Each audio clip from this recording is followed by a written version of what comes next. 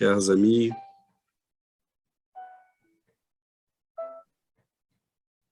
nous sommes ensemble et nous prions pour débuter notre séance d'études, des réflexions, des prières. Et nous nous adressons à ces amis, ces chers amis, qui se présentent avec autant de tendresse, de bienveillance envers chacun de nous. Nous vous prions, chers amis, pour vous demander de l'aide, pour que votre présence puisse nous amener la lumière, la réflexion profonde sur l'essence de notre vie, de la présence de Dieu, de l'amour de notre Maître. Nous vous demandons de nous aider à sortir en paix de nous-mêmes, de nos limitations, et regarder la vie dans toute son ampleur. Ce qui nous attend, l'immensité de tout ce qui nous attend. Nous vous demandons de l'aide pour nous, pour nos foyers, pour nos êtres chers, de nous éclairer, et nous vous demandons d'être là de manière à que nous puissions, avec votre aide, faire la lumière, la partager avec nos frères et sœurs qui cherchent également la rénovation, une nouvelle vie, un nouveau chemin. Merci infiniment de votre présence, de votre amour, de votre bienveillance envers nous. Restez toujours avec nous, Seigneur, chers amis. Qu'ainsi soit-il.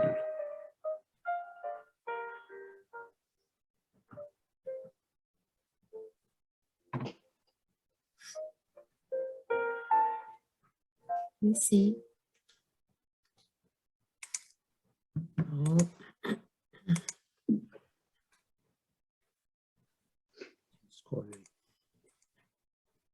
Est-ce que vous voyez bien les textes? Oui. Oui. Voilà. Est-ce qu'on a un volontaire pour la lecture? Je veux bien lire quand même. Oui. Je ne sentais pas faire la prière, je veux bien lire. Je pense que tu peux le lire au complet, il n'est pas très long. D'accord. Je crois que non. Donc, un thème très fort, Dieu. Qu'est-ce que Dieu? Dieu est l'intelligence suprême, cause première de toute chose. Preuve de l'existence de Dieu. Question 4. Où peut-on trouver la preuve de l'existence de Dieu? Dans un axiome que vous appliquez à vos sciences, il n'y a pas d'effet sans cause. Cherchez la cause de tout ce qui n'est pas l'œuvre de l'homme et votre raison vous répondra. Pour croire en Dieu, il suffit de jeter les yeux sur les œuvres de la création. L'univers existe, il a donc une cause. Douter de l'existence de Dieu serait nier que tout est fait à une cause et avancer que rien n'a pu faire quelque chose. Question 5. Quelles conséquences peut-on tirer du sentiment intuitif que tous les hommes portent en eux-mêmes de l'existence de Dieu? Que Dieu existe, car d'où lui viendrait ce sentiment s'il ne reposait sur rien? C'est encore une suite du principe qu'il n'y a pas d'effet sans cause. Question 6. Le sentiment intime que nous avons en nous-mêmes de l'existence de Dieu ne serait-il pas le fait de l'éducation et le produit d'idées acquises? Si cela était, pourquoi vos sauvages auraient-ils ce sentiment? Si le sentiment de l'existence d'un être suprême n'était que le produit d'un enseignement, il ne serait pas universel et n'existerait, comme les notions des sciences, que chez ceux qui auraient pu recevoir cet enseignement. Question 7. Pourrait-on trouver la cause première de la formation des choses dans les propriétés intimes de la matière? Mais alors, quelle serait la cause de ces propriétés? Il faut toujours une cause première. Attribuer la formation première des choses aux propriétés intimes de la matière serait prendre l'effet pour la cause, car ces propriétés sont elles-mêmes un effet qui doit avoir une cause. Question 8. Que penser de l'opinion qui attribue la formation première à une combinaison fortuite de la matière, autrement dit au hasard? Autre absurdité. Quel homme de bon sens peut regarder le hasard comme un être intelligent? Et puis, qu'est-ce que le hasard? Rien. L'harmonie qui règle les ressorts de l'univers décèle des combinaisons et des vues déterminées, et par cela même révèle la puissance intelligente. Attribuer la formation première au hasard serait un non-sens, car le hasard est aveugle et ne peut produire les effets de l'intelligence. Un hasard intelligent ne serait plus le hasard. Question 9. Où voit-on dans la cause première une intelligence suprême et supérieure à toutes les intelligences? Vous avez un proverbe qui dit ceci: à l'œuvre, on reconnaît l'ouvrier. Eh bien, regardez l'œuvre et cherchez l'ouvrier. C'est l'orgueil qui engendre l'incrédulité. L'homme orgueilleux ne veut rien au-dessus de lui. C'est pourquoi il s'appelle esprit fort, pauvre être, qu'un souffle de Dieu peut abattre. On juge la puissance d'une intelligence par ses œuvres. Nul être humain ne pouvant créer ce que produit la nature, la cause première est donc une intelligence supérieure à l'humanité. Quels que soient les prodiges accomplis par l'intelligence humaine, cette intelligence a elle-même une cause. Et plus ce qu'elle accomplit est grand, plus la cause première doit être grande. C'est cette intelligence qui est la cause première de toute chose, quel que soit le nom sous lequel l'homme l'a désignée. Question 10. L'homme peut-il comprendre la nature intime de Dieu? Non, c'est un sens qui lui manque. Question 11. Sera-t-il un jour donné à l'homme de comprendre le mystère de la divinité, quand son esprit ne sera plus obscurci par la matière et que, par sa perfection, il se sera rapproché de lui? Alors, il le verra et il le comprendra. L'infériorité des facultés de l'homme ne lui permet pas de comprendre la nature intime de Dieu.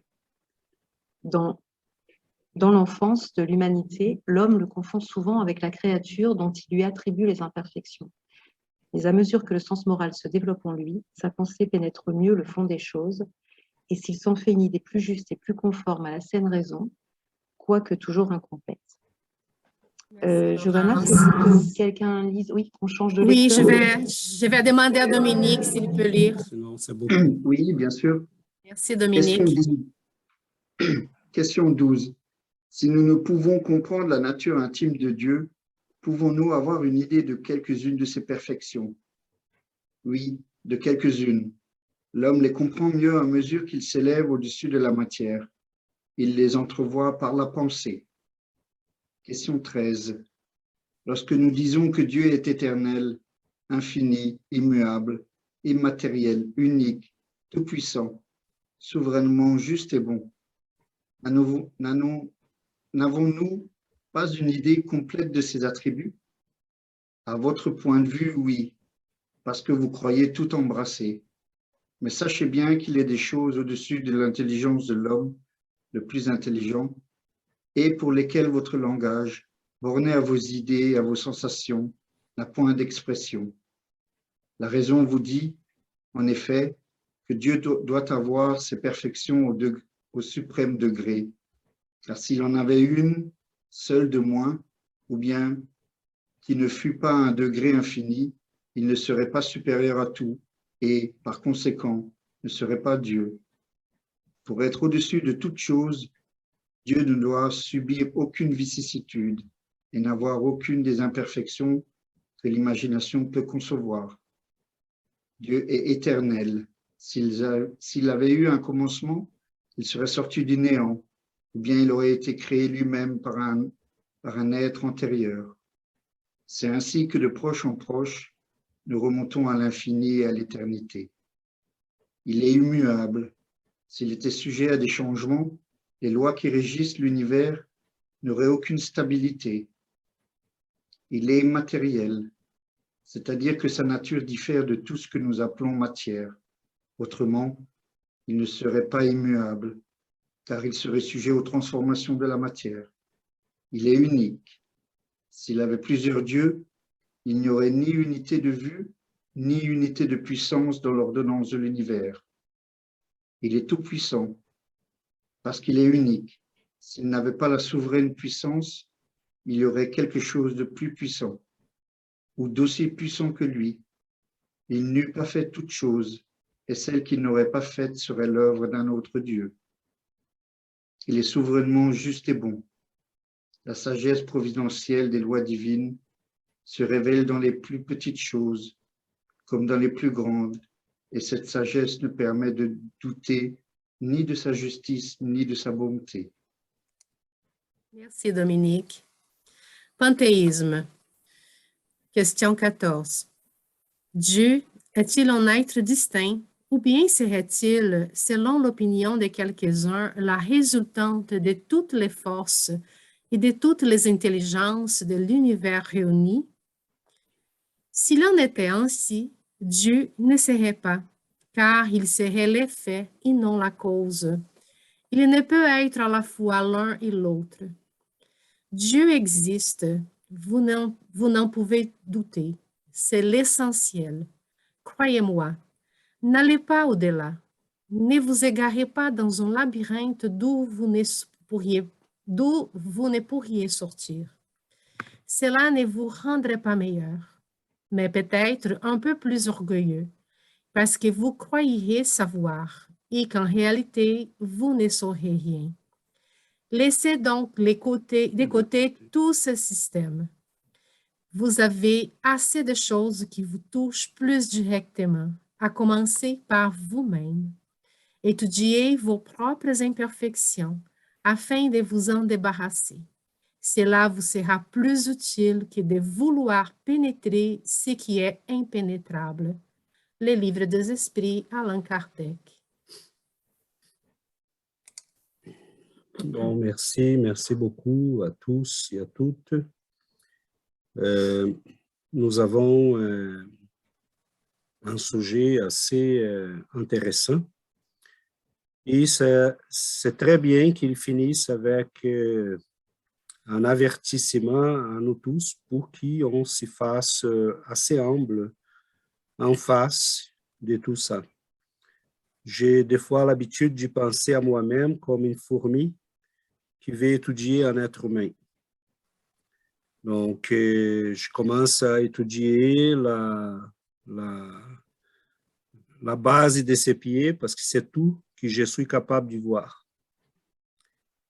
Comme une fourmi, je regarde à l'horizontale, je ne vois même pas qu'est-ce qui est après les pieds, ou la base du pied. Donc, je pense que devant la complexité de ce qu'on appelle Dieu, on doit garder cette humilité. Cependant, nous avons reçu de ce même Dieu la raison et on est supposé l'utiliser. Et mon introduction va être très brève. On peut dire qu'il y a deux types de connaissances.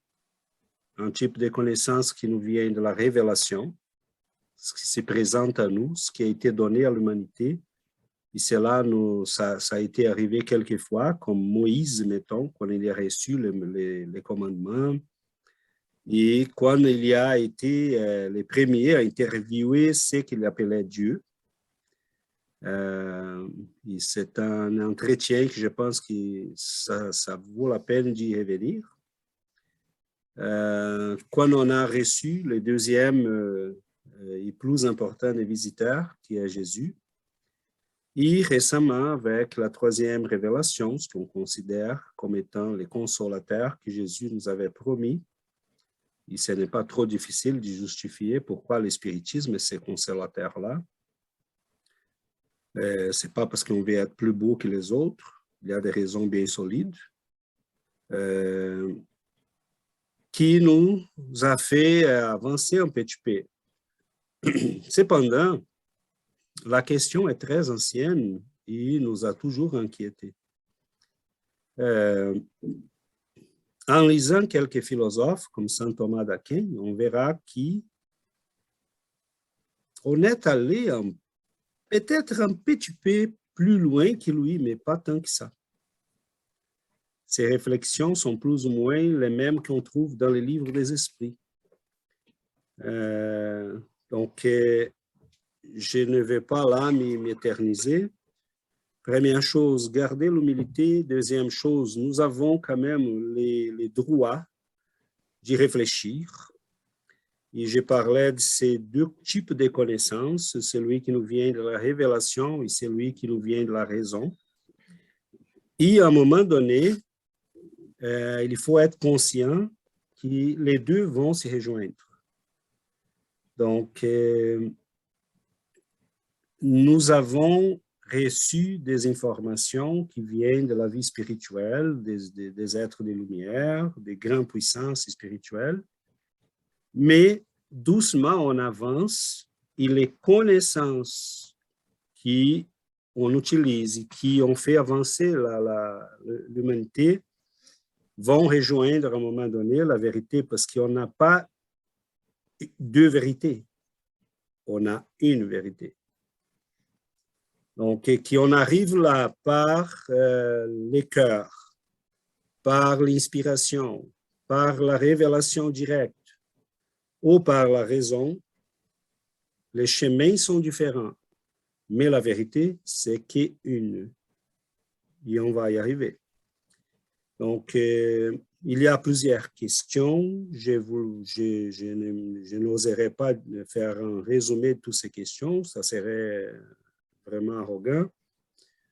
Mais je vous lance, je vous ouvre la parole pour que chacun de nous puisse dire quelle question il a touché davantage, quelle question l'interroge davantage. Il y en a une ou deux qui me touchent plus directement, qui me font réfléchir davantage, mais j'attends pour qu'on puisse écouter d'autres et au fur et à mesure qu'on avance, qu'on puisse y partager ces impressions. Donc, c'est lancé, c'est parti. C'est à vous.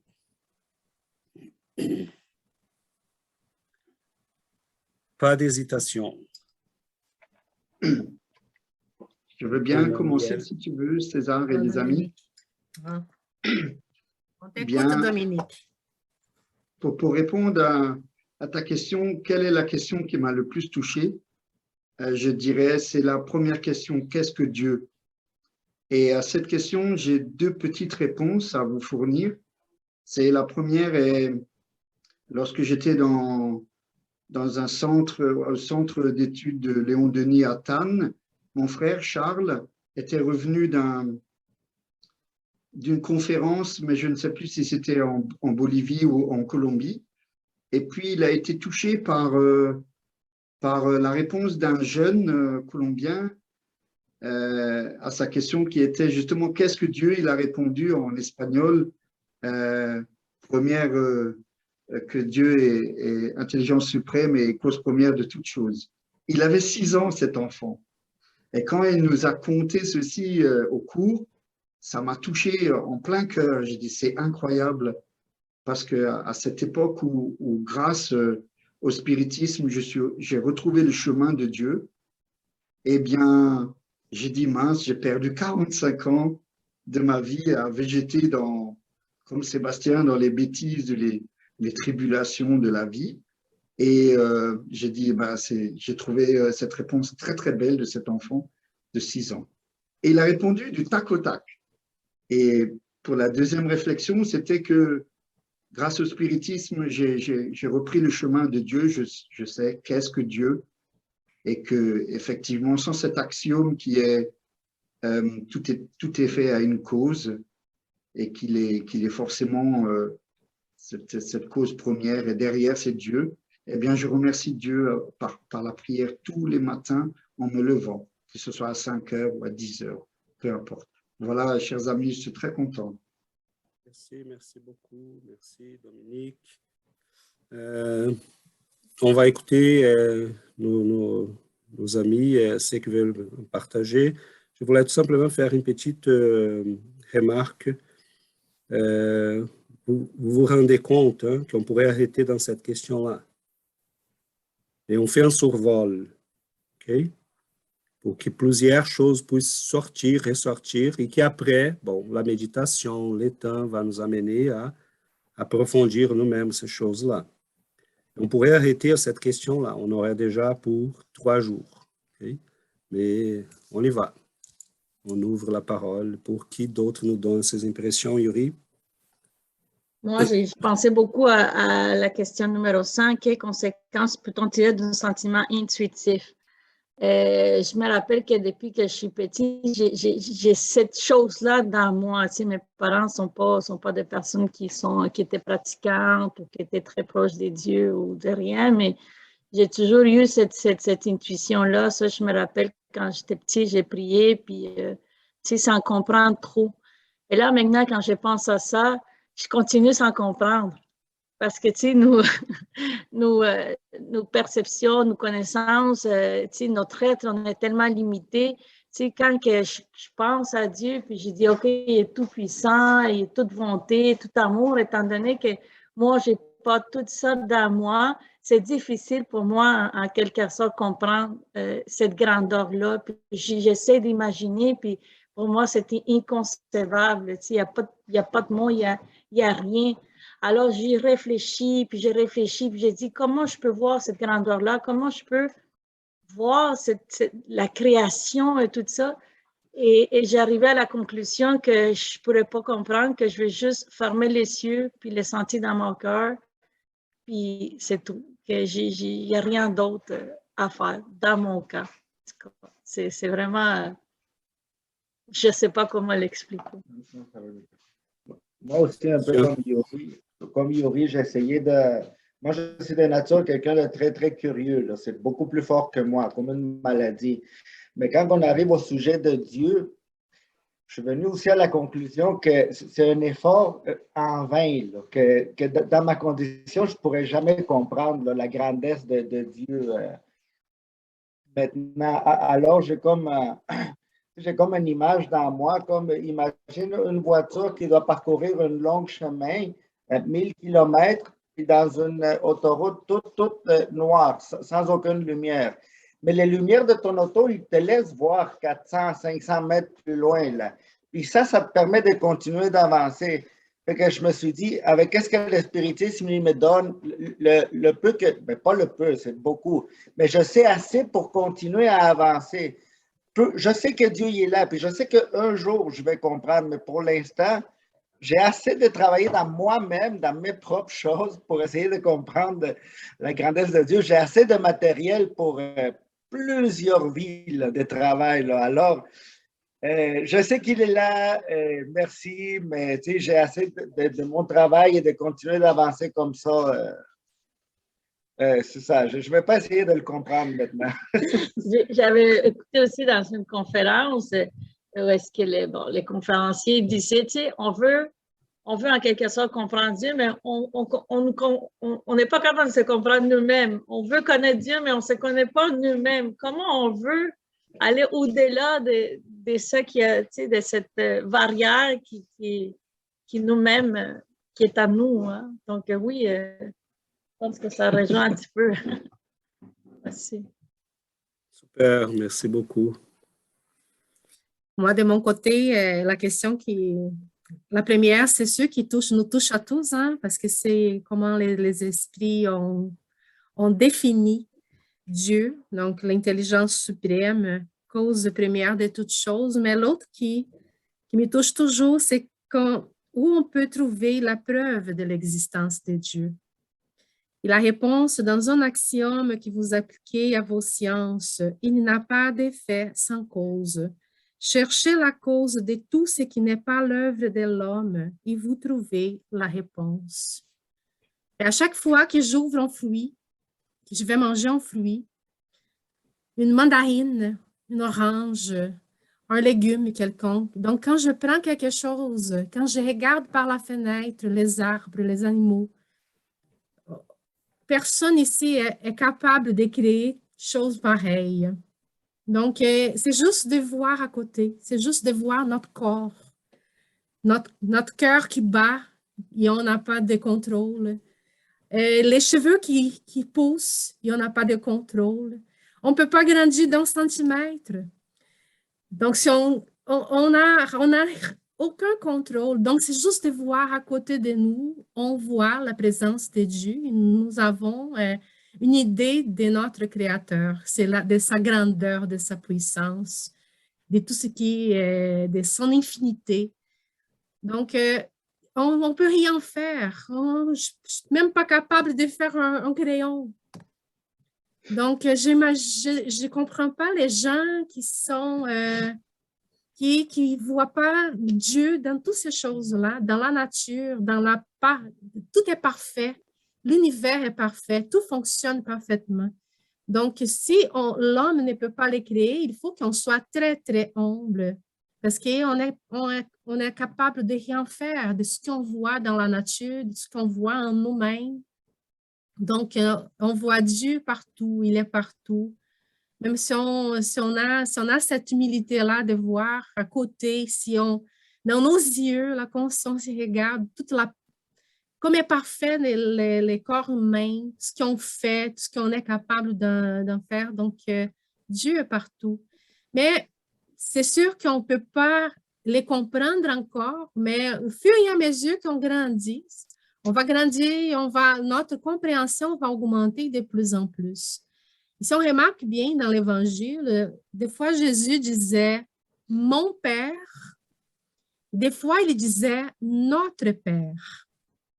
Dieu, c'est juste un. Il y a un Dieu, mais pourquoi Jésus disait « mon Père » et des fois il disait « notre Père ». Parce que Jésus, il comprend Dieu d'une façon différente. Donc, quand il disait « mon Père », c'est son regard à lui, c'est sa compréhension à lui. Donc, il y a toute une compréhension que nous n'avons pas. Et quand il disait « notre Père », c'est parce que là, il parlait à nous et notre compréhension de Dieu qui n'est pas la même. Donc, quand il disait « j'ai parlé à mon Père », imaginons comment c'était ce dialogue-là de Jésus et Dieu. Je suis venue pour faire la volonté de mon Père.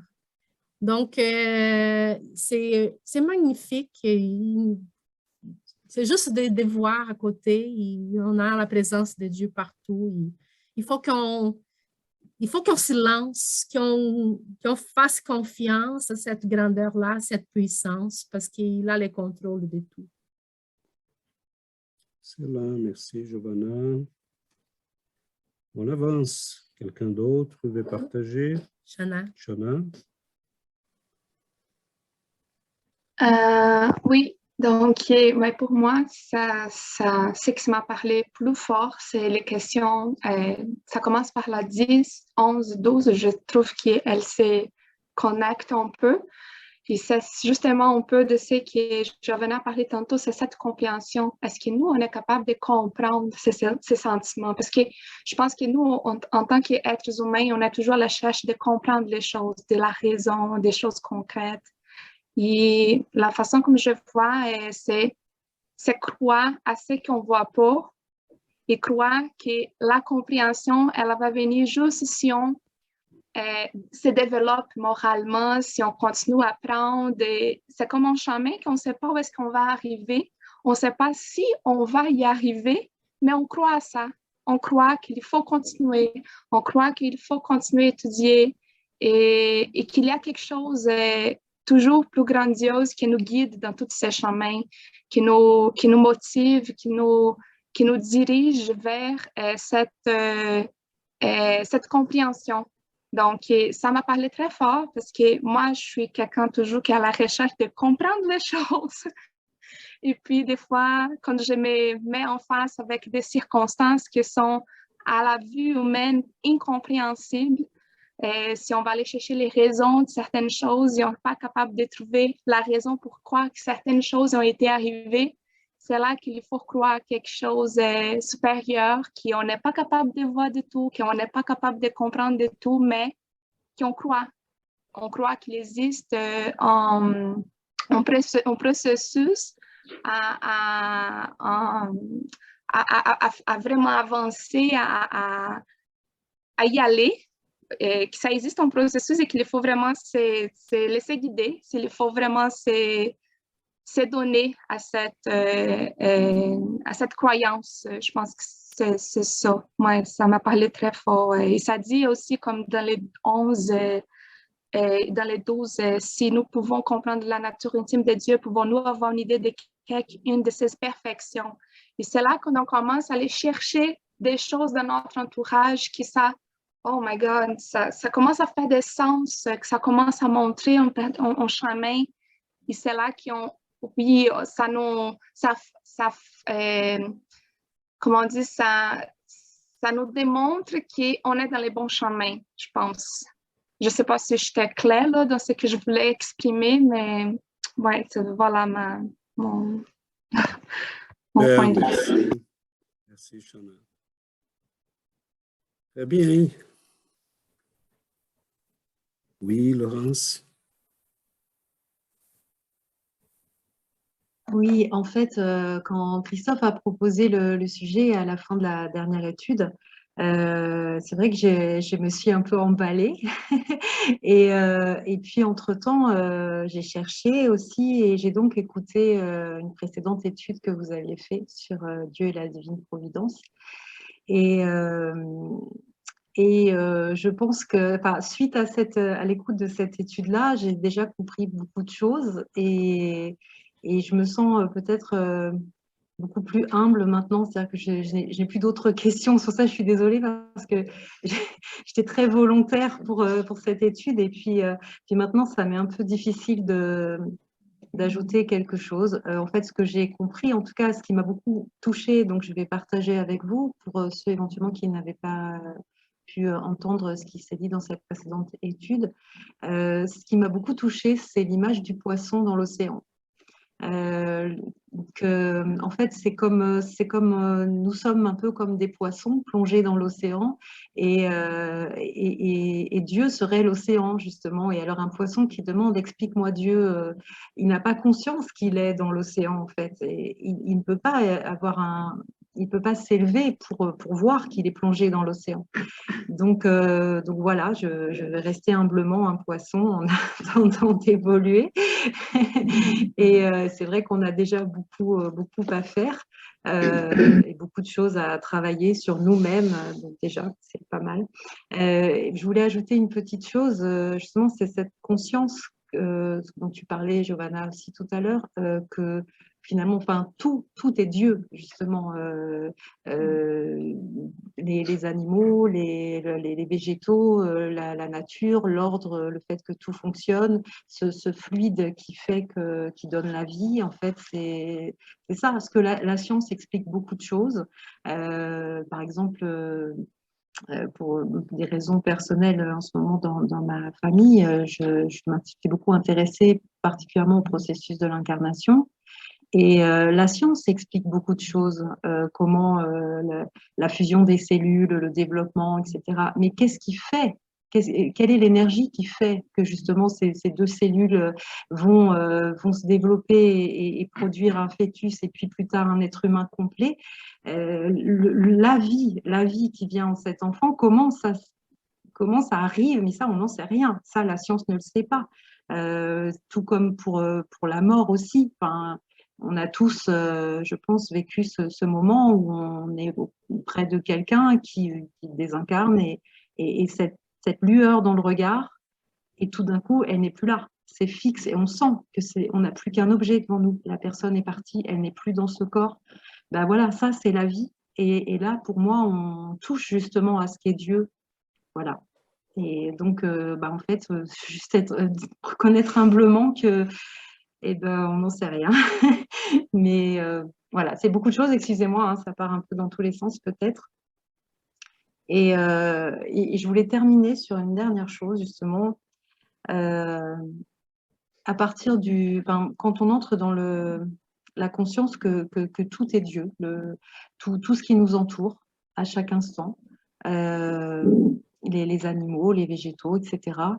Eh bien, moi, je me pose la question justement par rapport à l'alimentation. Jusqu'où on peut, finalement, on consomme des animaux ou des végétaux donc, pour nous nourrir, pour rester vivant. Et si on peut ouvrir, ça n'a rien à voir, hein, mais voilà, ou peut-être pour une prochaine étude. C'est une question que je me pose justement sur jusqu'où peut-on consommer d'autres êtres vivants. Donc pour les animaux, personnellement, j'ai réglé le problème. Mais après, je me dis, bah oui, mais les végétaux aussi sont des êtres vivants. Donc, où est-ce qu'on s'arrête? Voilà. Je suis désolée, hein, je suis parlé de plein de choses différentes. Correct, Laurence. Merci. Denis? Ajouter, voilà, j'ai pas grand-chose à ajouter. Effectivement, j'ai écouté aussi votre émission et oui, c'est ça. Je pense que moi, j'ai l'impression que voilà, c'est des notions qui sont difficiles à atteindre pour nous, quelque chose qui n'a pas de limite. Nous, on est habitué à un monde fini, on est sur une planète qui a un diamètre, qui est fini matériellement.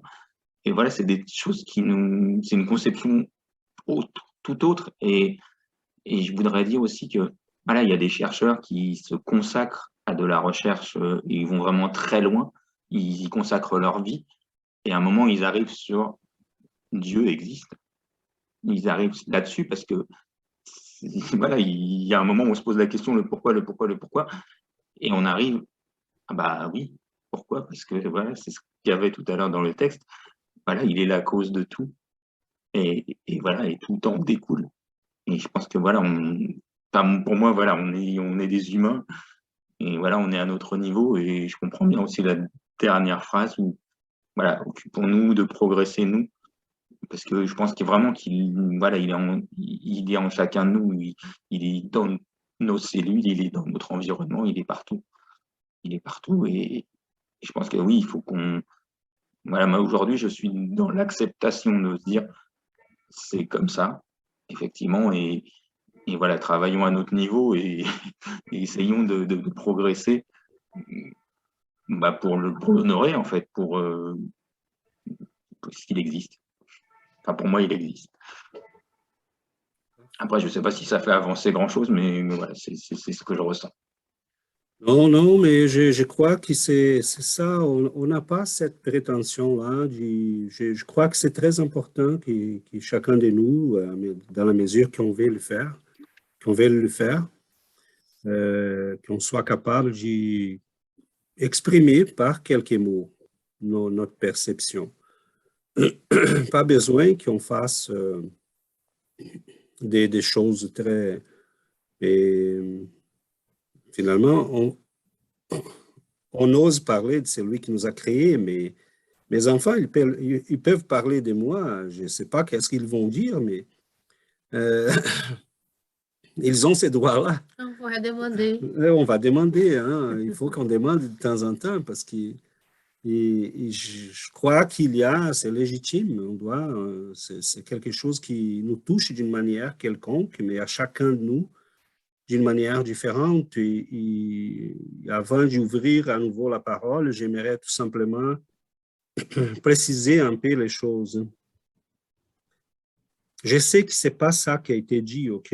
Mais pour les gens qui vont nous écouter, nous entendre plus tard, on reconnaît Dieu dans ses œuvres. Il n'est pas partout dans le sens que je suis en train de le considérer comme un être dilué dans toutes les choses. On ne parle pas là d'un panthéisme. Je reconnais Dieu dans tous les êtres vivants, les plus humbles, les plus complexes. Bon, qu'est-ce qui est humble en fait dans la nature, hein? Si on prend une fourmi, qu'est-ce que nous comprenons de la fourmi? Rien. Je peux la morceler et dire, bon, elle est faite de carbone, d'azote, de Cela dit rien, absolument rien. Donc, Dieu, qu'est-ce qui veut dire Dieu est présent partout?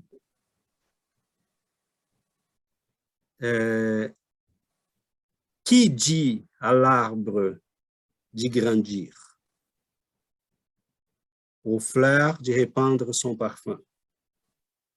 Qui prend soin des animaux? Qui dit au petit chien d'y chercher du lait chez sa maman? Qui fait fonctionner l'univers? Mais il ne fonctionne pas tout simplement, il fonctionne d'une manière parfaite.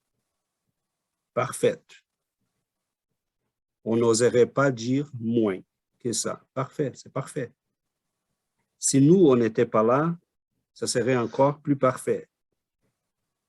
Mais on est là, ce n'est pas si parfait que ça parce que Dieu nous donne les droits de ne pas être parfait et de doucement comprendre les choses parce que nous sommes passés à un autre niveau.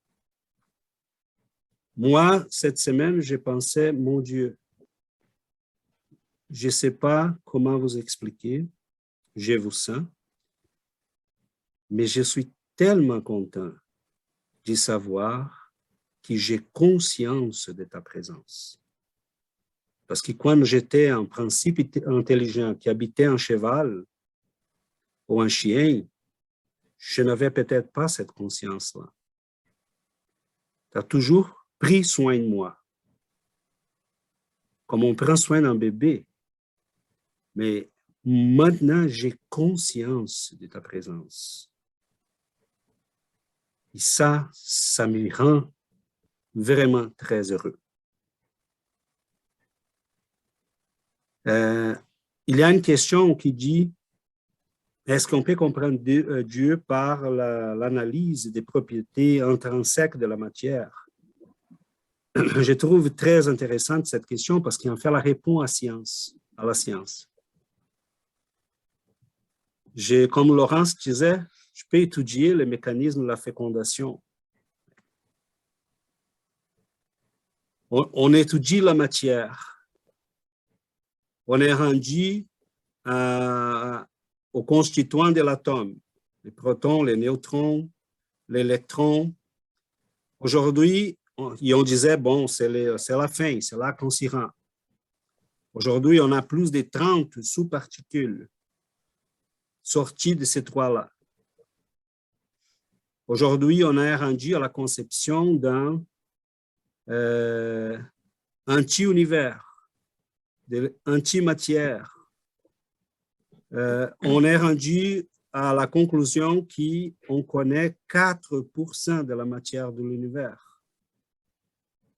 Le restant, c'est ce qu'on appelle la matière noire.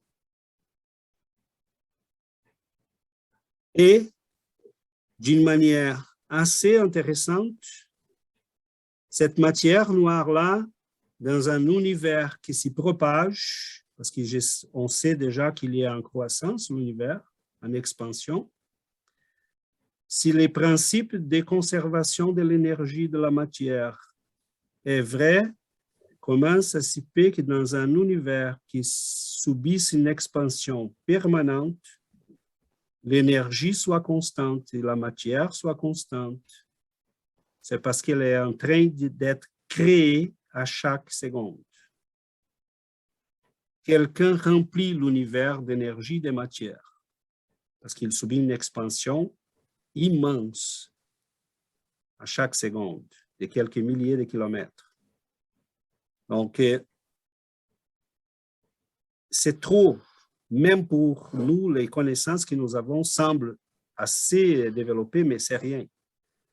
Et les scientifiques s'embêtent, comme Denis disait, ils vont mettre là leur vie dans tout ça, et ils vont, bon là, on va chercher dans ces sous-particules-là et on va diviser ces sous-particules et on les divise et on n'arrive jamais à rien.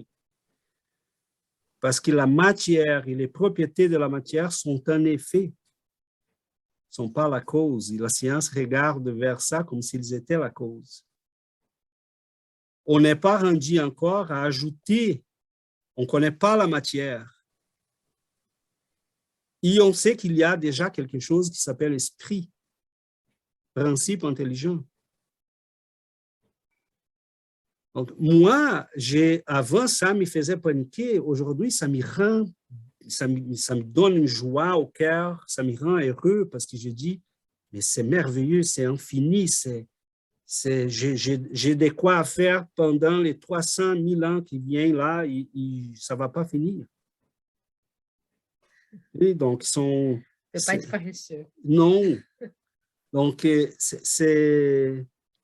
on va étudier les propriétés intrinsèques de la matière, mais mettons, pour comprendre l'arrivée d'un enfant, mais ça ne va jamais sortir des hormones, des cellules, parce qu'on ne comprend pas, mettons, les atomes sont des êtres intelligents. Qui leur donne cette intelligence?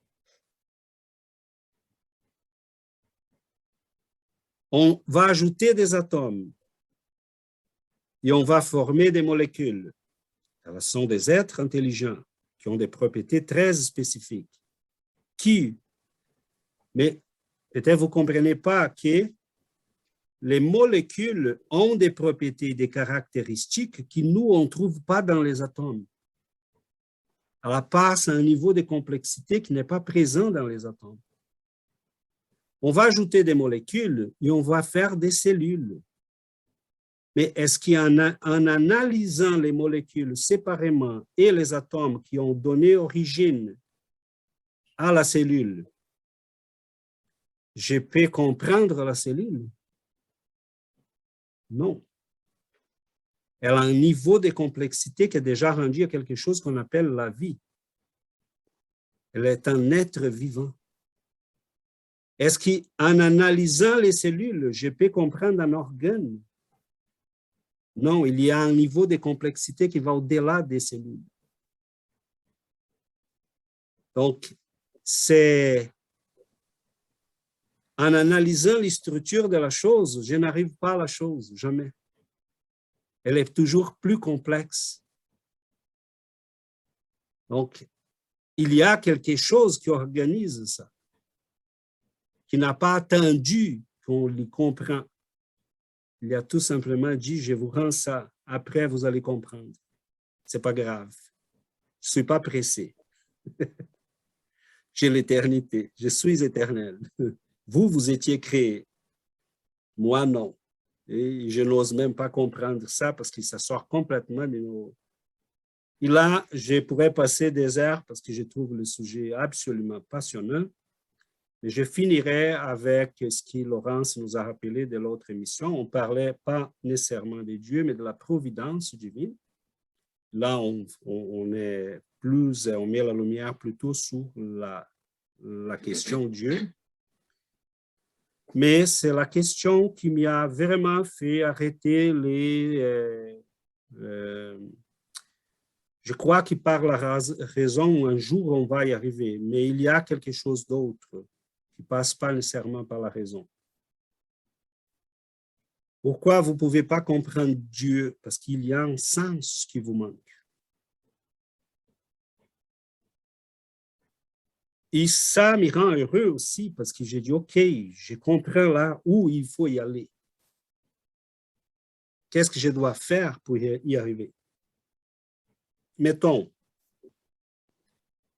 essayons d'expliquer la lumière à une personne aveugle.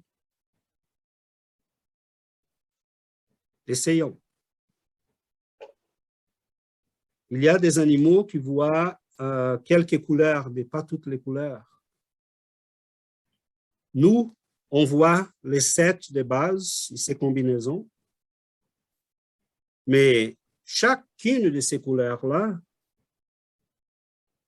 sont en fait une onde électromagnétique qui nos yeux et les cellules de nos yeux ont été développées et spécialisées pour la détection de ces couleurs, de ces ondes.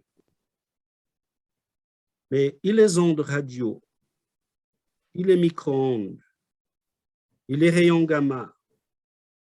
Dans les spectres électromagnétique, on voit un petit morceau entre 400 et 700 nanomètres.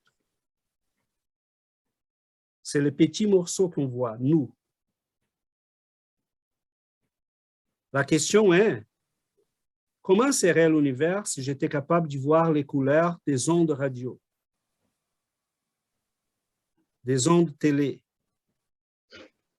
Il y a tout un univers, mais Dieu a fait les choses. Il y a des sens qui nous manquent. Mais ces sens-là, ça veut dire que la seule manière de comprendre Dieu, comme Jésus le comprenait, c'est de s'y rendre là où Jésus est. C'est ça la condition. Jésus n'a même pas osé expliquer Dieu. Il disait, moi et mon Père, nous sommes qu'un. C'est puissant ça, hein? Moi et mon Père, nous ne sommes qu'un. Et il prouvait ça, parce qu'il faisait des choses qu'on est bien loin de comprendre et de le faire. Donc, qu'est-ce que nous avons devant nous? Oui, on doit faire l'exercice de la raison, on doit étudier les sciences, on doit faire avancer nos connaissances. Mais on doit être humble parce qu'il y a un travail sur nous à faire. Cette troisième vision-là qu'on n'a pas, ou la quatrième, ou la cinquième, ou la sixième, parce qu'on a beaucoup de choses à développer en nous pour qu'on puisse voir les choses. On manque de ces sens-là. Mais ça me rendait triste avant parce que je disais, mon Dieu, mais non, c'est le contraire. Dieu a limité ma vie de manière que je puisse apprendre tout ce qu'il faut apprendre ici. Parce que sinon, je serais complètement éparpillé partout. Comme il dit dans la dernière question, j'ai bien des choses à faire avant de philosopher sur Dieu, mais j'ai quand même le droit de penser à mon Père, de me questionner sur son identité. Sauf qu'il y a des choses que je ne peux pas comprendre, mettons. C'est comme un enfant, ce qu'ils sont demandés à nos enfants, au moment qu'ils ont 3 mois, explique-moi qu'est-ce que tu comprends de moi. Et il dirait quoi? Il n'est même pas capable de parler. Il lui manque encore les facultés. Donc, aujourd'hui, qu'est-ce qu'on peut dire de Dieu? Ben, je te sens, mon Père, je sais que c'est possible de te comprendre un petit peu, mais je comprends aussi que je ne peux pas voir toute l'étendue des choses tant que je n'ai pas les facultés pour ça. Et ça, je pense que c'est une question merveilleuse parce qu'elle nous dit qu'il faut le développement personnel. Si on veut voir ce que Jésus a vu, a compris, il faut s'y rendre là. Ça passe par notre développement. Il y a des choses qu'on ne serait jamais capable d'expliquer à quiconque tant qu'on ne s'y rend pas là. Ça provient d'un changement profond, du développement de nouvelles capacités, de nouvelles facultés. Et si nous sommes semblables à notre Père, comme dit la Bible, ben on a encore beaucoup de choses à développer. Parce que cette ressemblance-là, elle est vraie. Mais voilà, je vous ouvre à nouveau. Adriana? Allô, aujourd'hui, je ne vais pas pleurer. J'espère. T'as droit. Tant que tu veux. Aïe, aïe, aïe. Bon, j'ai pensé à une chose qui s'est passée hier soir, parce que c'était notre réunion médiumnique et un esprit dans les besoins. Il m'a questionné, il avait beaucoup de questions par rapport à ça. Il disait, pourquoi on doit étudier le spiritisme? Mais pourquoi? Je ne comprends pas. Il était vraiment, comme je disais, je parlais, mais il ne comprenait pas du tout. Là, je fais un lien avec notre étude d'aujourd'hui. Pourquoi étudier Dieu? Mais là, moi, pour moi, mon expérience, l'autre fois, quand j'étudiais ces sujets-là que Laurence a dit, l'autre émission-là, ça m'a donné une compréhension tellement différente de tout ce qui se passe dans l'univers. Là, ça m'a amené à comprendre que moi, je suis partie de l'univers. Et c'est quel le parent qui ne veut pas le bien de ses enfants? Donc là, je sais que Dieu, moi, je suis remplie de son amour, de sa bonté. C'est comme si ça me donne une puissance, un autre sens pour ma vie. Donc là, aujourd'hui, j'ai pensé, je pourrais répondre ça aujourd'hui à cet esprit. J'aimerais qu'il, lui, soit ici à côté de nous pour nous entendre, pour qu'il puisse comprendre cela. Parce que quand on étudie, on comprend, on peut voir autrement les choses. Et là, on peut commencer à faire autrement les choses aussi. Moi, ça me donne une puissance. Hier, Alexandre était en train de regarder un documentaire des animaux. Et là, j'arrêtais dans une partie, là, j'ai regardé la télévision, j'ai dit, waouh, la lionne, elle avait ces petits lions-là, et elle était en train de les protéger des deux lions qui étaient vraiment plus méchants et plus grands, plus puissants. Là, le lion est venu, il a pris un petit lion, et là, la lionne, elle était tellement comme, courageuse, elle est allée là, elle a confronté les deux lions qui étaient plus grands qu'elle, et, pour protéger. Et là, je dis, my God, c'est quoi? D'où vient cette puissance-là? C'est ça. Dieu, il veut toujours nous protéger, comprenez-vous? Donc là, ça me donne cette puissance-là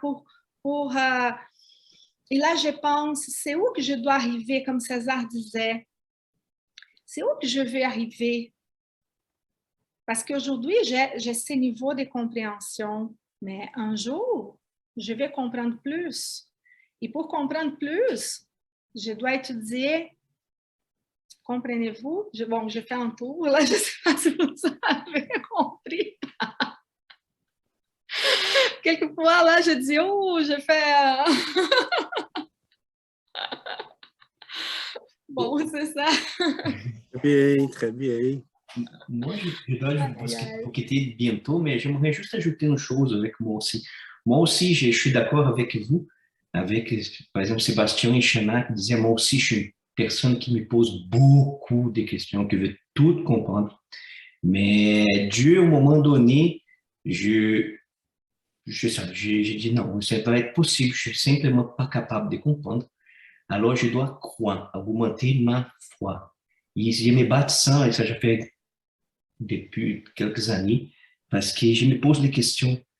Un être comme ça, on ne peut pas questionner, il existe, c'est clair. Mais pourquoi je ne suis pas capable d'aimer lui plus que mon fils, par exemple? Pourquoi mon sentiment avec mon fils est plus grand que lui?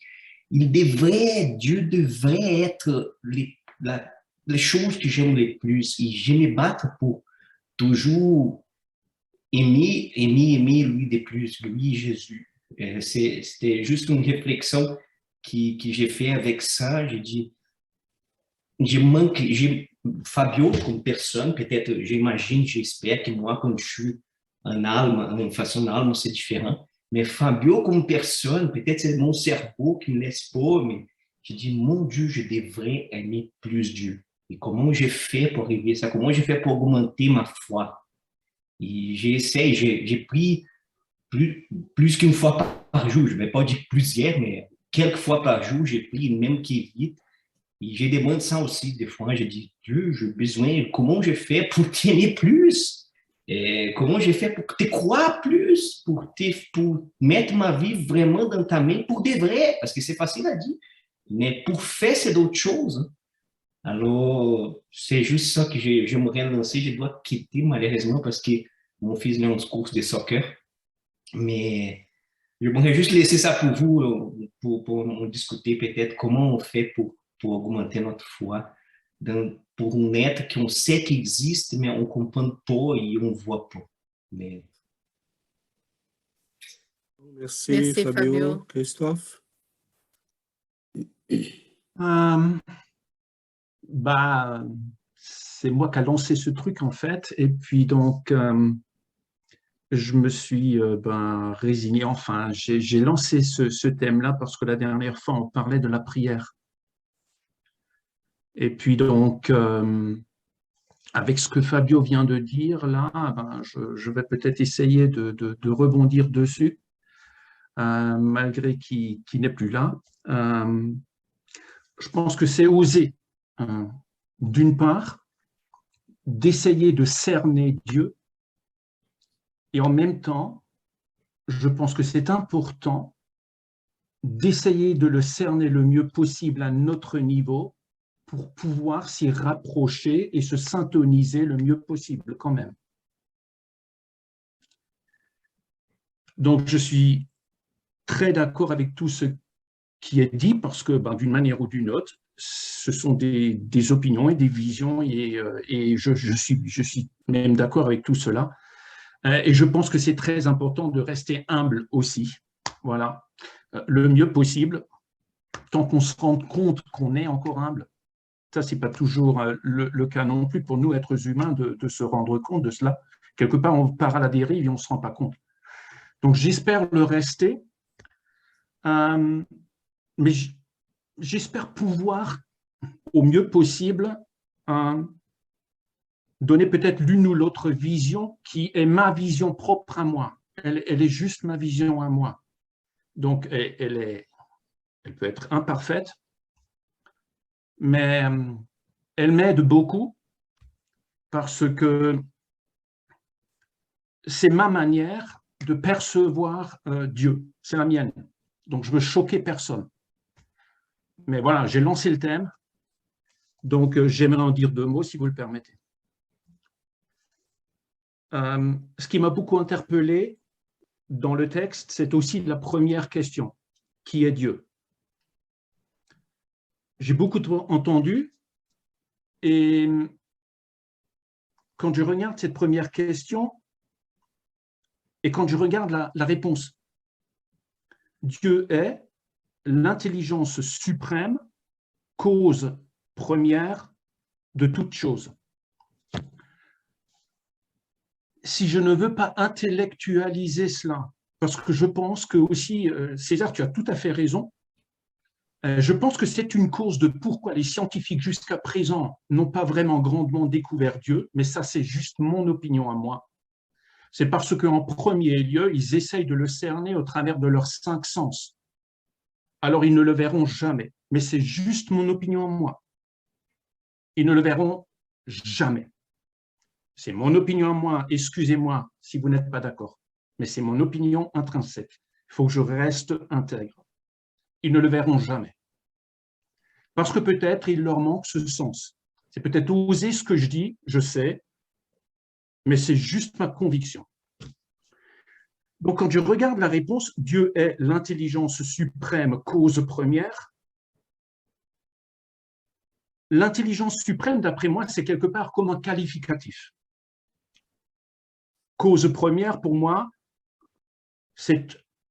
on lui attribue un effet. C'est une appréciation. Si on laisse ces 2 choses de côté, et si on essaye de ne pas compliquer, si je laisse l'intelligence suprême de côté, la cause première de côté, et que je regarde la réponse, je dois me rendre à l'évidence, Dieu est toute chose.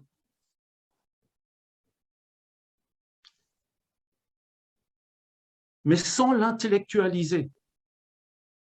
Si je suis vraiment au fond de moi,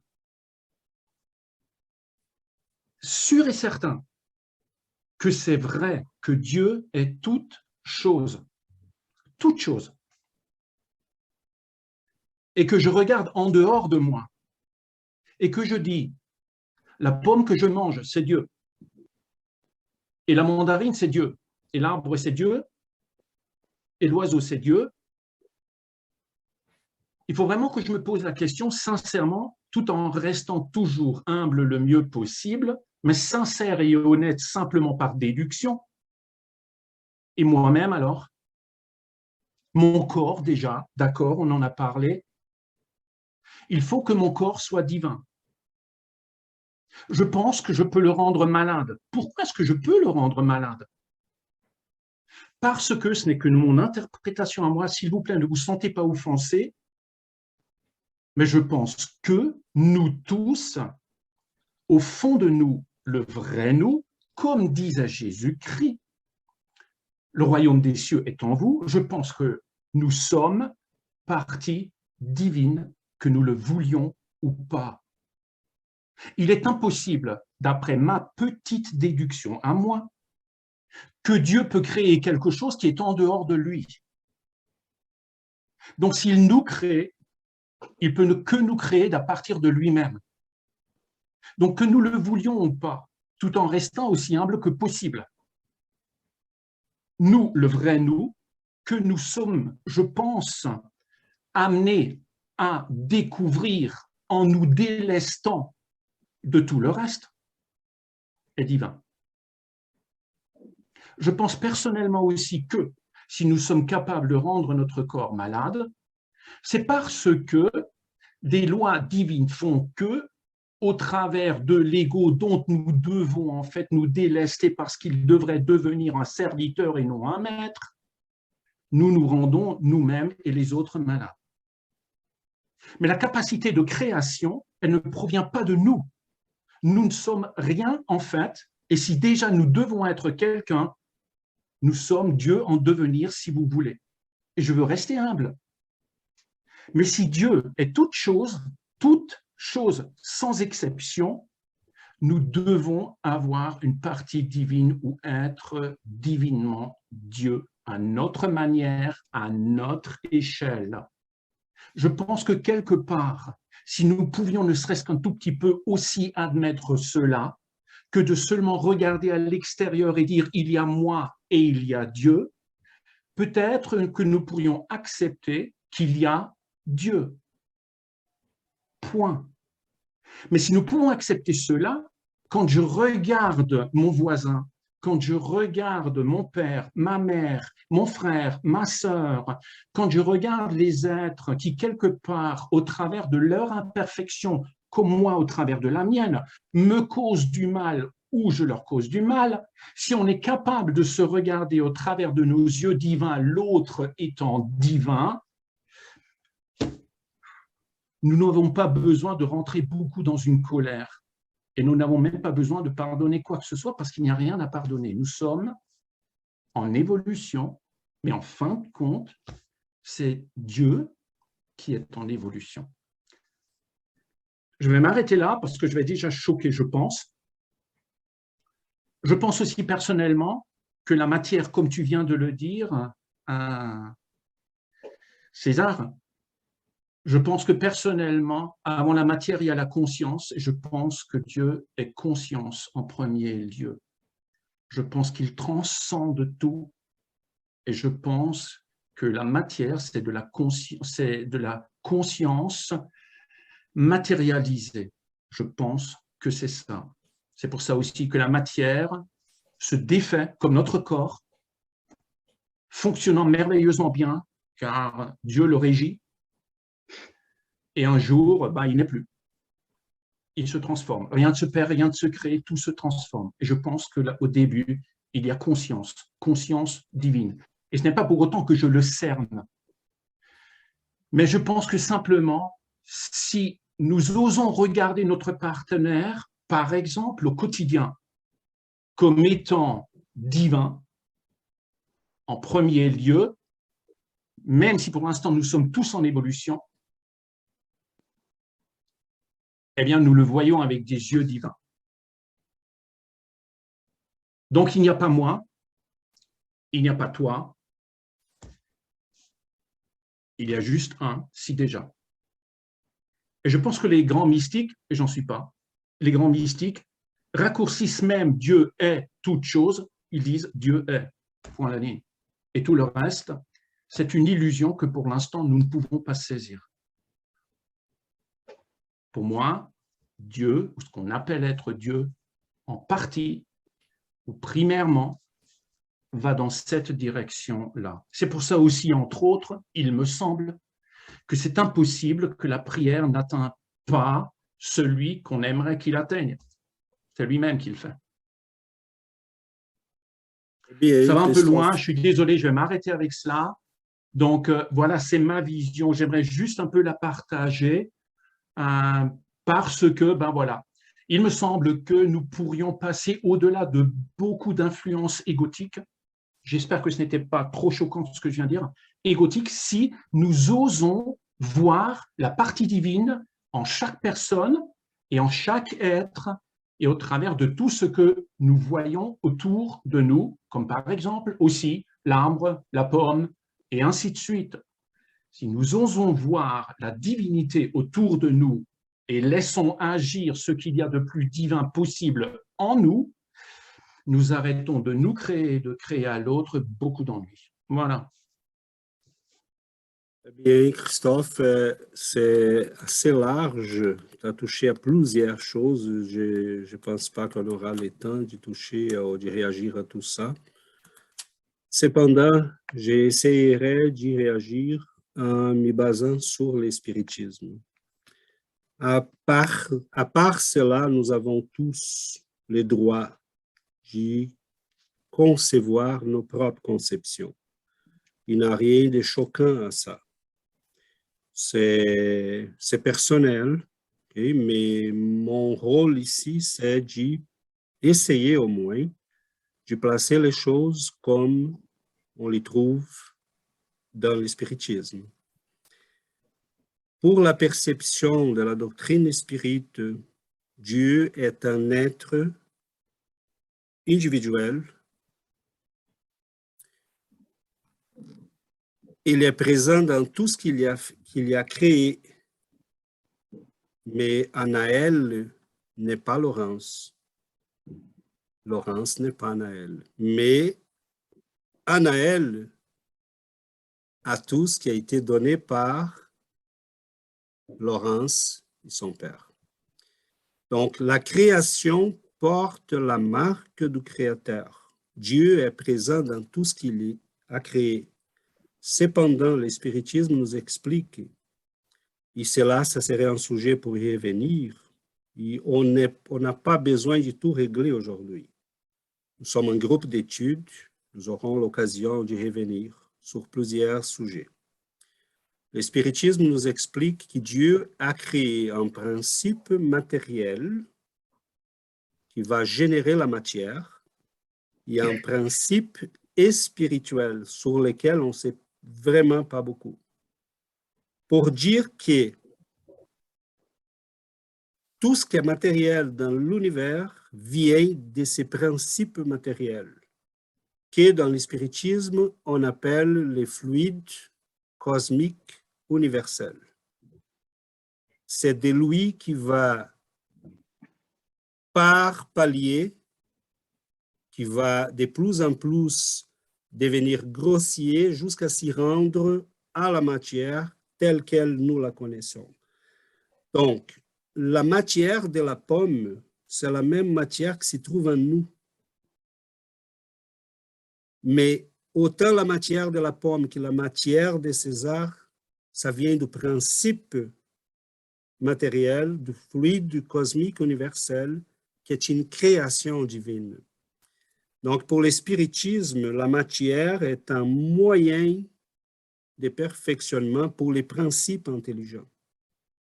Ces principes intelligents-là, c'est très complexe, on va y revenir, parce qu'il va évoluer. Laurent m'avait un jour envoyé un audio pour poser cette question, Laurence, pardon, concernant l'évolution des animaux et tout ça. Les principes intelligents, il va être collé à toute la matière dès le début. Et là, on part dans un autre sujet. Mais mettons, un atome a déjà un principe intelligent.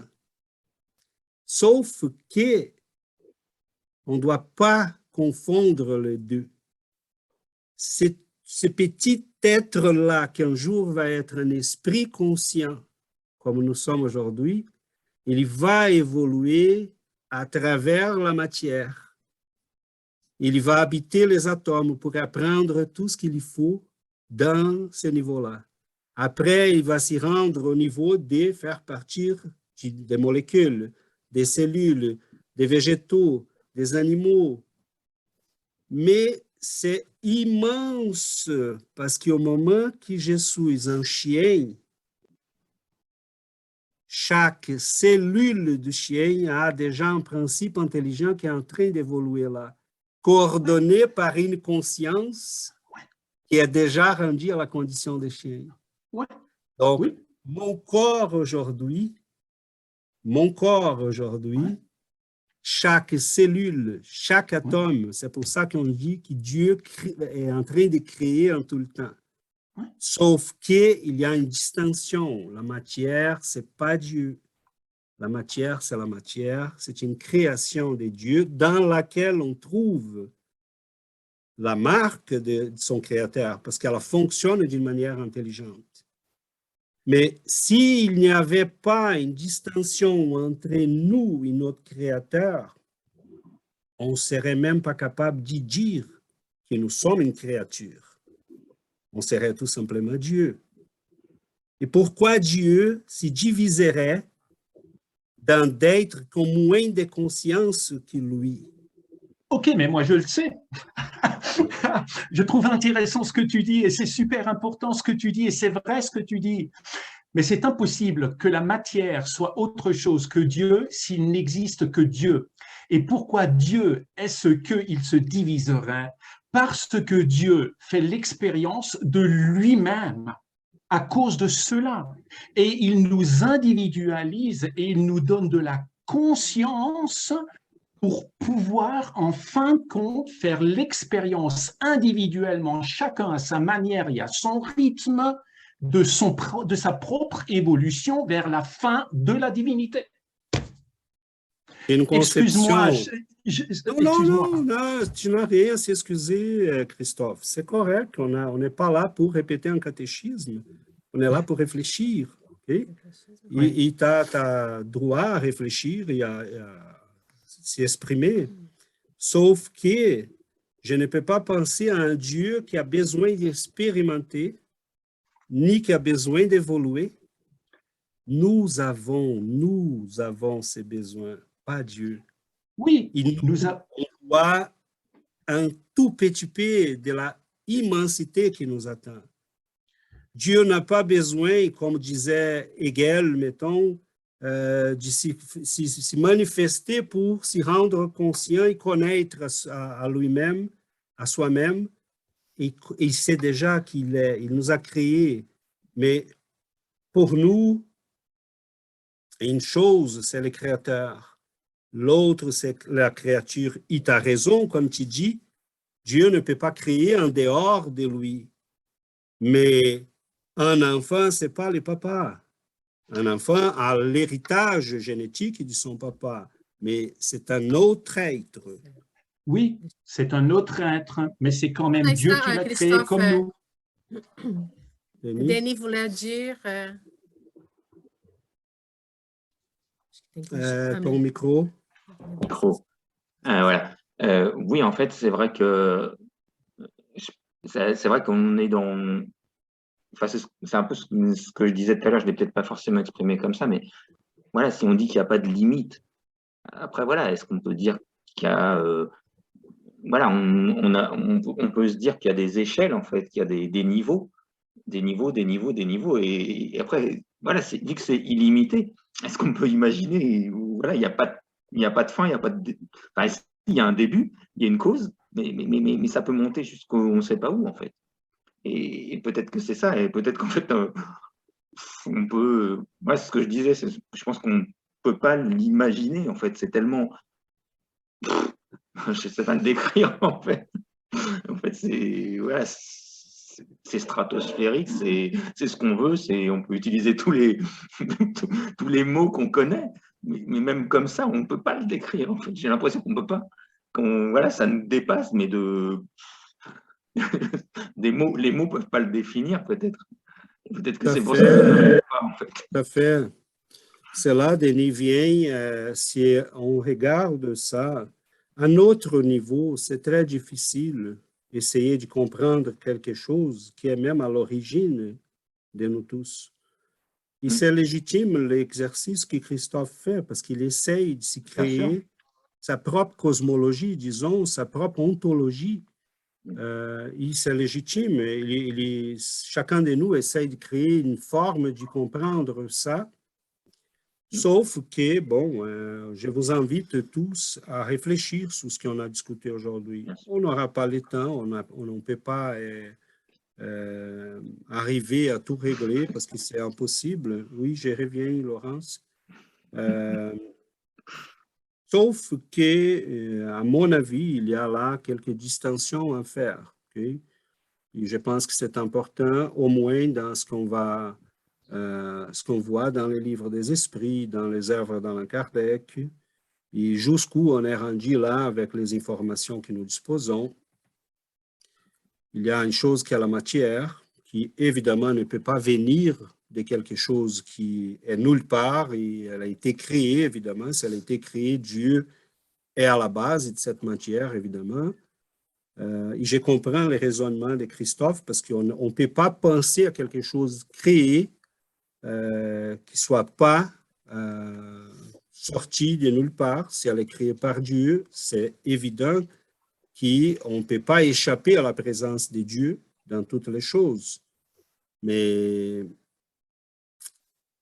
il y a plusieurs conséquences de ça, okay, qu'on doit faire attention. Mettons, la matière est la matière. Ça fait 15 milliards d'années qu'on connaît la matière telle qu'elle et elle était toujours comme ça.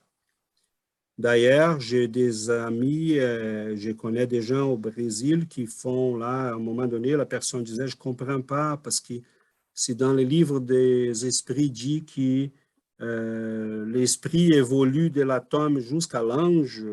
Et les atomes, ça fait 15 milliards d'années qu'ils sont là. Ils n'ont pas évolué. J'ai dit, bon, tu n'as pas compris parce que les atomes, les principes intelligents évoluent de l'atome à l'archange, pas l'atome. Je ne sais pas qu'est-ce qui va se passer avec l'atome. On n'a pas cette information. Est-ce que la matière évolue?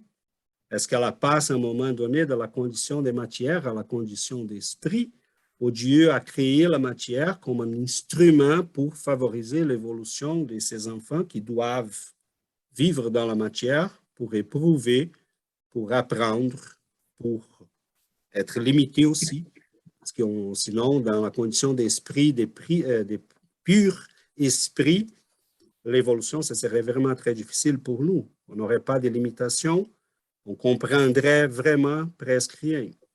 Donc, ça prendrait beaucoup de temps. C'est difficile d'imaginer tout ça. Ça prendrait. Donc, la matière, c'est une création de Dieu, comme les principes intelligents, c'est une création de Dieu. Évidemment que l'origine divine est en nous tous. C'est inévitable. Et dans cette mesure-là, je peux dire, oui, je suis Dieu. Et je dois évoluer au point d'être semblable à mon Père, ce qu'on a dit tantôt. Mais c'est différent de dire que Dieu est en train d'évoluer. Moi, je suis en train d'évoluer, pas Dieu. Et les grands mystiques que Christophe disait, ils ont utilisé beaucoup la poésie, les images, parce qu'on essaye de s'y rendre quelque chose, comme Denis disait, qui nous dépasse largement. On n'a pas des mots encore, mais les esprits nous ont déjà dit, on n'a même pas les facultés, les sens pour saisir ce qu'on dit qui est Dieu. Donc, oui, pour l'instant, je n'ai pas ces sens. Pour l'instant, je manque des mots. Mais il faut qu'on soit très attentif à ça. Parce qu'une chose, c'est manquer des mots. Si je demande à un enfant, explique-moi ta mère, il n'a pas de mots. Mais est-ce qu'il a besoin des mots? Quand elle est embarrassée par sa mère, quand elle est nourrie par sa mère, les mots sont un besoin de notre intelligence, de notre raison, parce que nous avons une raison et on veut l'utiliser. Mais quand on dit que Dieu est présent partout, oui, il est présent partout, il est présent dans la matière, il est présent en nous tous parce qu'il nous a créés, mais il n'est... Moi, je suis Dieu par mon origine, parce qu'il est mon créateur, mais moi, j'ai eu un début, un moment où j'ai commencé à être conscient de moi-même. Dieu l'était déjà. S'il est mon créateur, il n'a pas évolué. Il n'a pas besoin que moi, je me rende conscient pour qu'il lui soit conscient. Il l'était déjà des billions d'années, des milliards d'années avant que César soit. Donc, dans la Bible, quand Moïse interroge la lumière qui apparaît devant lui, il dit, « Qui es-tu qui me parle? » Et il dit, « Moi, je suis celui qui est. » Et c'est tout. Il n'a pas expliqué plus que ça. Mais il faut faire la distinction. Moi, je suis une créature qui porte la marque de son créateur. Mais moi, je suis un être contingent. Je pourrais exister et je pourrais ne pas exister. Dieu a pris la décision de me créer. Dieu, cependant, n'est pas un être contingent. Pour que nous tous puissions exister ou pas exister, lui doit exister toujours parce que c'est lui qui prend la décision. Et sans lui, nous ne pouvons pas exister. Nous ne pouvons rien faire sans lui. Et tu as raison. Nous ne pouvons absolument rien faire. Comme tu disais, mes cheveux, je ne peux pas les changer. Je ne peux pas parler. Je n'ai aucun corps. Je n'ai aucune conscience de moi-même sans lui. Je l'ai au travers de lui. Au travers de lui.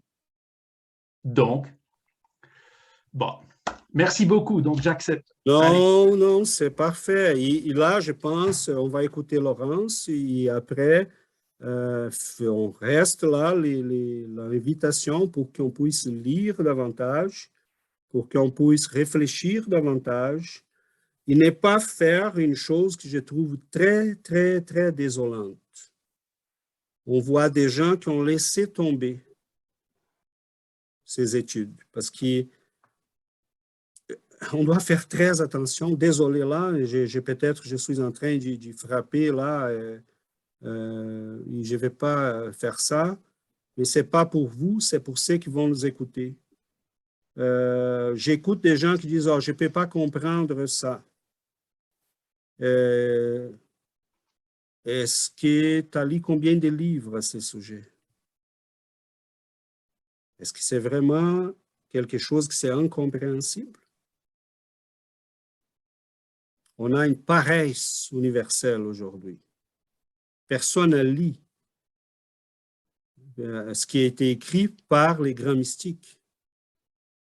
On a des gens de 17 et 18 ans qui disent « Oh, c'est incompréhensible, Dieu, je ne vais même pas... » Ici, au Québec, c'est partout. « Oh, ça, c'est un sujet très... C'est des religions, des gens folles. » Ah oui, mais tu as lu combien de livres à ces sujets-là?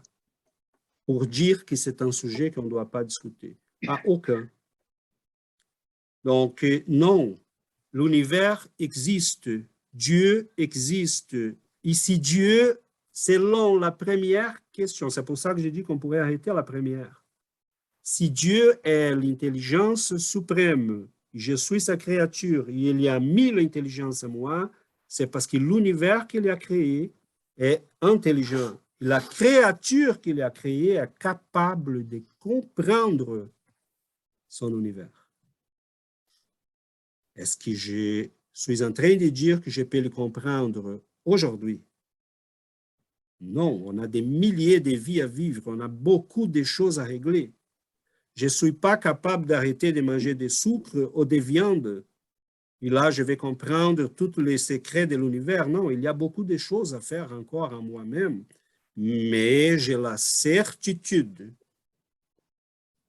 que l'univers est intelligent, parce qu'il provient d'un être intelligent, que nous sommes portés, nous portons en nous cette intelligence.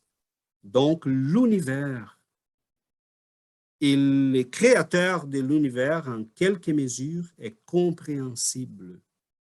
Pas peut-être ce matin ou demain, mais est possible. Donc, le travail de la science est important, le travail des grands mystiques est important, le travail sur nous-mêmes est important. On doit continuer.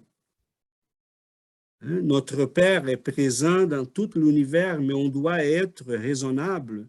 Mettons, je vais voir Dieu, mais entre moi et les objets, il y a une lumière. Des fois, j'essaye de chercher Dieu comme un objet, mais il y a la lumière qui me permet de voir. Et là, quand je me concentre sur la lumière, je m'aperçois que Dieu est en fait les structures de mes yeux. Il s'y cache toujours, partout. Je regarde avec mes yeux, mais il s'y cache dans mes yeux. C'est ça qui est impossible. Donc, il faut regarder autrement, il faut développer des compétences que nous n'avons pas. Les grands mystiques disaient, Dieu est la lumière qui est partout. Il y a l'amour, il y a cette force qui nous maintient en vie. Et dans ce sens, je n'ai pas besoin des mots. J'ai besoin de me lancer dans ses bras, comme un enfant. Un jour, j'aurai les mots. Un jour, on va avoir les mots pour les décrire, pour les comprendre. Mais aujourd'hui, c'est important de savoir qu'il est un être distinct de moi, que je porte la génétique de mon père. Mais je ne suis pas lui. Je suis une créature de lui qui porte en moi sa génétique. Et je peux m'adresser à lui, je peux parler à cet être-là, il est présent, il est dans chaque cellule, dans les sens qui je n'ai pas besoin de penser au travail de mes cellules et de mes atomes. Il a organisé tout ça pour moi comme quelqu'un qui nous donne un banquet, qui met la table et dit « mange, sois heureux, profite de ta vie et me reconnais ton papa, si tu es capable. » Donc, c'est immense comme sujet et ces réflexions sont très importantes. Et pour nous tous, il faut réfléchir, il faut étudier. Il ne faut pas dire « Ah, c'est incompréhensible, je ne prends plus les livres ». C'est le contraire. Mais il y a un type d'humilité qui n'est pas dire, et pardonne-moi de m'y allonger, mais je pense que c'est très important. Il y a un type d'humilité qui c'est celle de dire « Bon, je ne peux pas tout comprendre, mais je continue pareil ». Il y a un autre type d'humilité qui c'est la plus importante de toutes. C'est dire, moi, je ne te comprends pas, mais toi, tu me comprends. Donc, moi, je ne peux pas te voir, toi, tu peux me voir. Donc, montre-moi moi-même. Et dans la mesure du possible, explique-toi. M'explique qui tu es. Donne-moi la possibilité de te comprendre. Et cette humilité-là, c'est l'humilité la plus précieuse. Parce que c'est quand on dit à Dieu, je peux te connaître dans la mesure que tu montres à moi. Mais je suis prêt à te voir. Je vais développer les facultés, les capacités qu'il faut. Mais montre-moi comment le faire. Je suis prêt à savoir. Je vais savoir. Mais montre-toi à moi, dis-moi qui tu es. Explique-moi qui tu es. Et dans ce sens-là, la prière est importante. Parce que cette relation, et ça, je finis là, il ne faut jamais oublier que nous avons un créateur et qu'on a une relation personnel avec lui. C'est personnel. Il connaît Denis. Il sait qui est Denis, d'où vient Denis, comment il est arrivé ici. Il connaît des Denis ce que Denis ne connaît pas. Et c'est pour ça que nous pouvons demander au moment qu'on prie, on peut dire, montre-moi à moi-même. Avant de demander, Seigneur, montre-toi qui tu es, parce qu'ils ne sont pas rendus là encore. Mais dans la mesure du possible, on peut lui demander, dès que je sois capable, montre-toi un petit peu à moi. Et comment il va se montrer? Il va se montrer dans les choses qui se règlent, dans la guérison qui arrive, dans la lumière qui s'allume dans notre cerveau, dans notre discernement. Il va se montrer partout dans notre vie. Et doucement, il dit, mon fils, je prends soin de toi. Il faut que tu te rends compte. Il faut que tu te laisses soigner. Soigner et venir à mes bras. Donc, on a une relation personnelle avec Dieu. Ce n'est pas un être distinct, c'est personnel. Il a marqué chaque cellule de notre corps physique, mais surtout de notre âme, par son empreinte. Donc, il faut trouver cette relation-là. Laurence?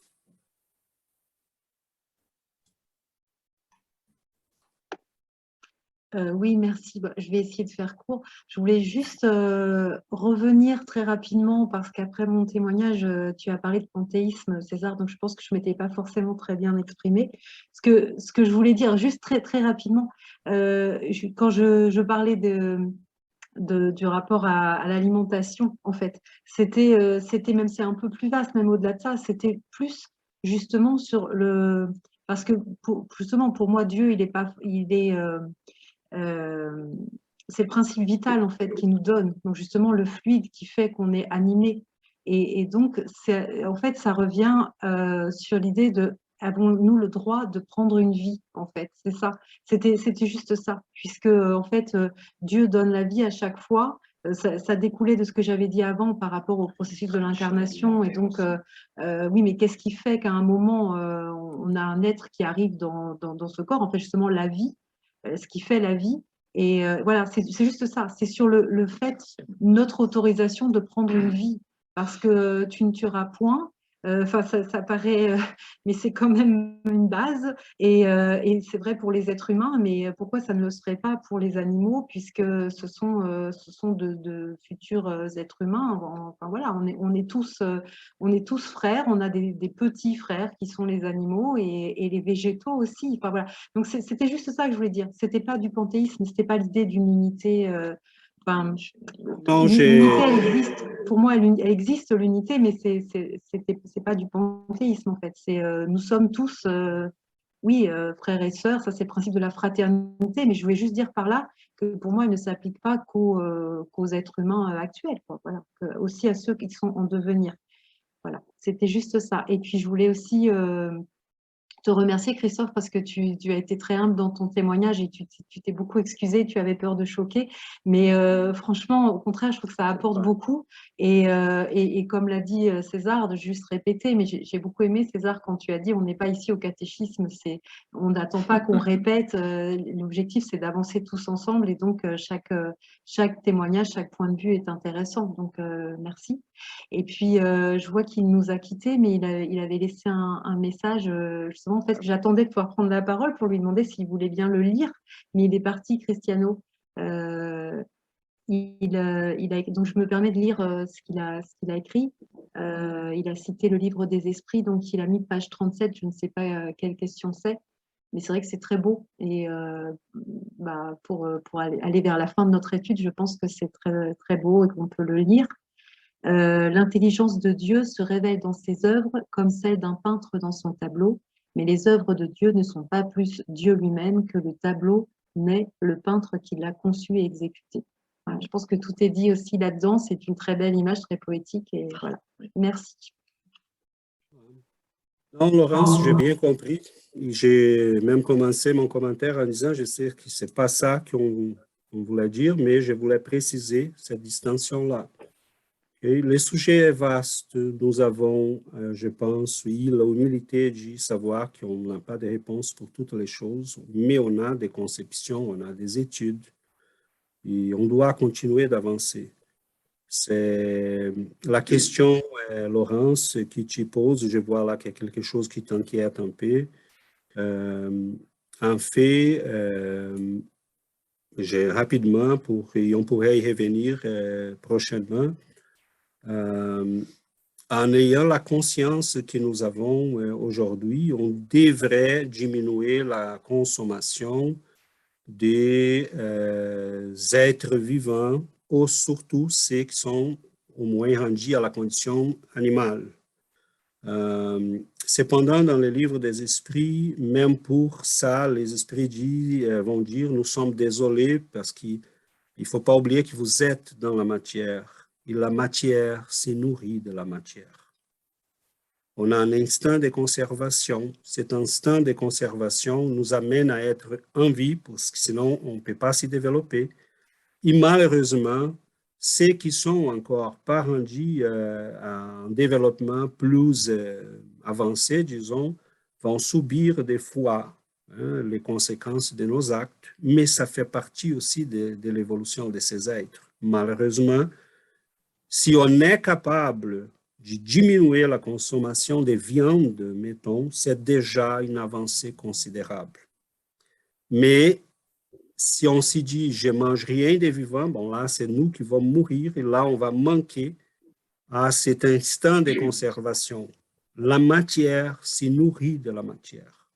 Et c'est la seule manière de remettre à niveau nos cellules, nos atomes, notre énergie. On n'a pas de choix. Mais est-ce qu'on peut faire des choix intelligents? Oui. Est-ce qu'on peut manger de manière plus saine?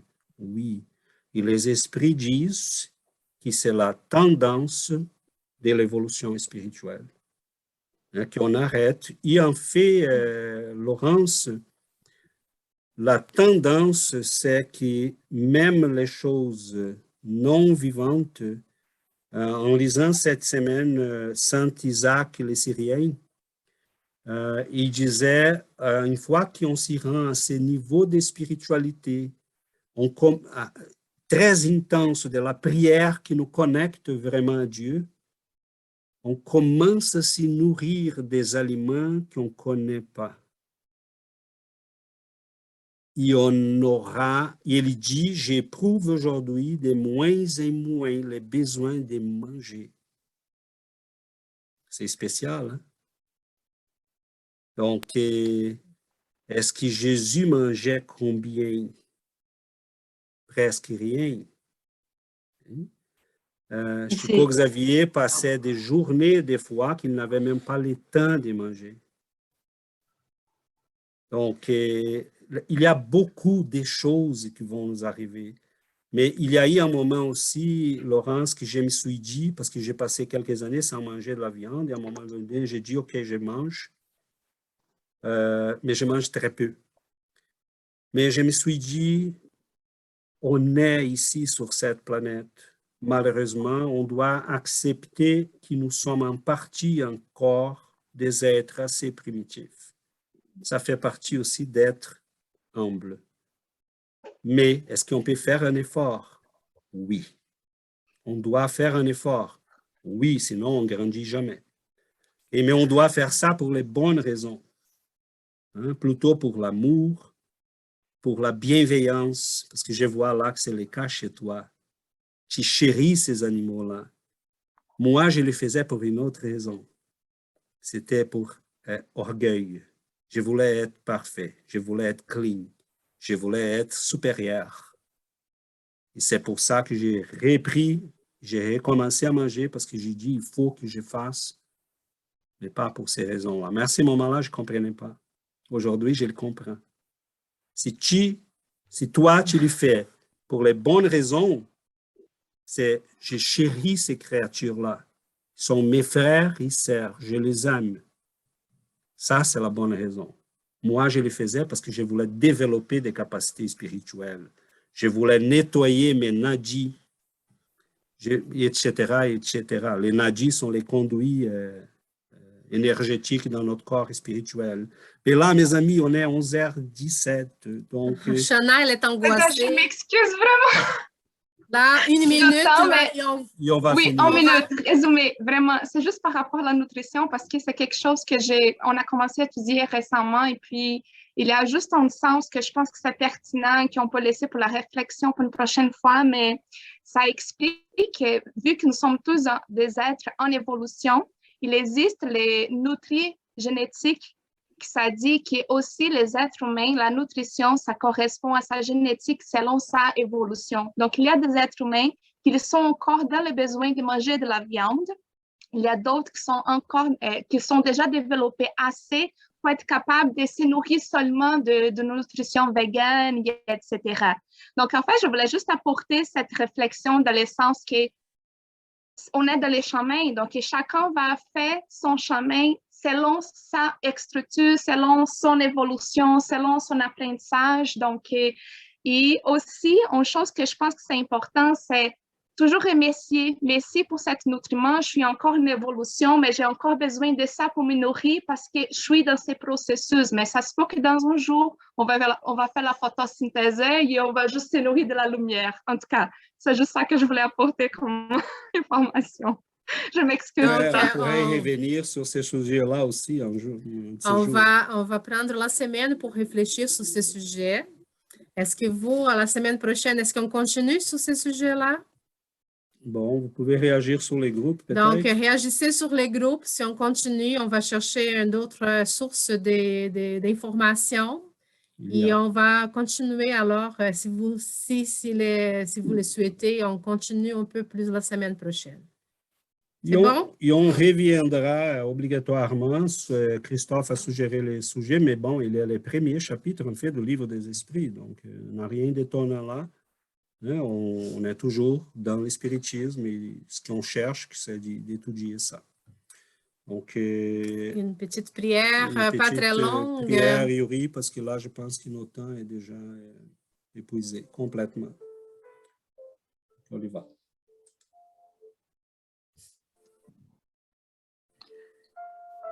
Notre Père, nous prions pour nous approcher de vous. Nous prions pour remercier pour toutes les bénédictions, pour votre amour, pour la beauté de votre création. Merci Seigneur de nous avoir créés. Merci pour nous donner tout ce dont nous avons besoin. Nous vous remercions Seigneur pour cette étude, pour ces réflexions, pour tous les moments partagés entre amis et en famille. Et nous vous demandons d'élargir nos perceptions, que nous puissions comprendre plus sur vous, vos enseignements, vos lois, que nous puissions vivre votre amour. Nous te demandons, Seigneur, pour tous nos frères et sœurs qui ne vous connaissent pas.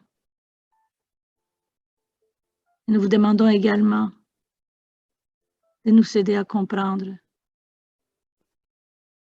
votre nature, mais surtout sentir votre amour. Merci Seigneur. Merci pour notre plus grand cadeau, notre plus grand exemple, votre Fils aimé. Merci pour cet esprit qui nous aide, qui nous protège et qui nous accompagne. Gardez-nous Seigneur sous votre regard et tenez-nous par la main, comme le Père que vous êtes. Merci Seigneur. Merci à tous.